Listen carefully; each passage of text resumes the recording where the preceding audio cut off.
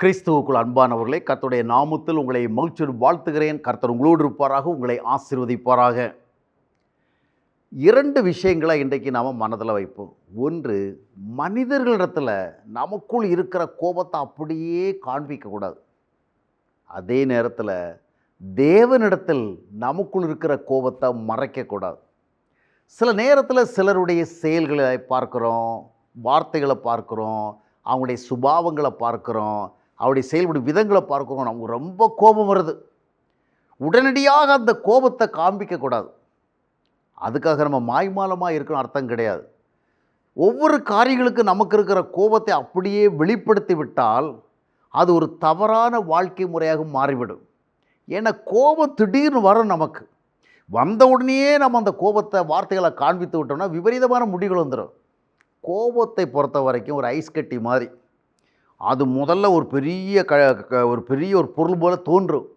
கொஞ்சம் நேரம் போகட்டும், அதுவும் கொஞ்சம் சன்லைட்டில் வரட்டும், சூரிய வெளிச்சத்தில் வரட்டும், அது கொஞ்சம் கொஞ்சமாக கரைந்து வெறும் தண்ணியாக காணாம போயிடும்.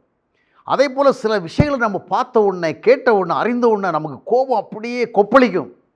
உடனடியாக நாம் அதை சார்ந்து செயல்பட ஆரம்பித்தோம்னு சொன்னால் பல தீங்கான முடிவுகள் ஏற்படும்.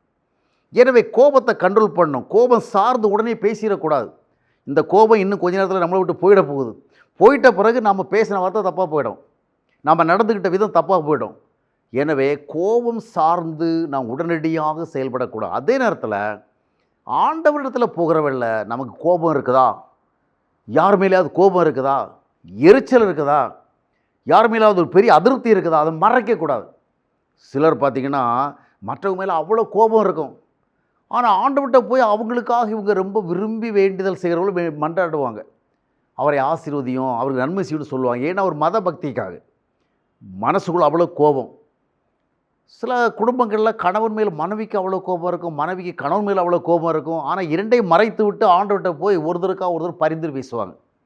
தப்பு கிடையாது, பரிந்து பேசணும்.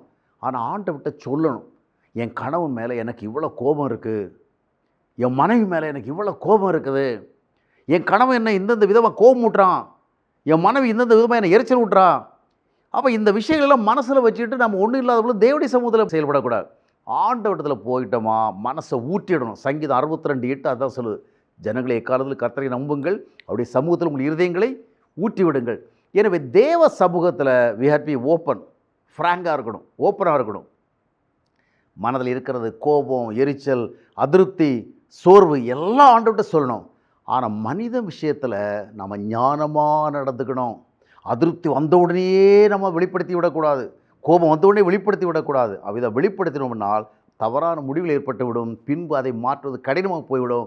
எனவே தேவ கிருபை சார்ந்து வாழ்வோம், தேவ ஐக்கியத்தை சார்ந்து வாழ்வோம், ஞானமாக நடந்து கொள்வோம். கர்த்தர் நம்மை ஆசீர்வதிப்பார்.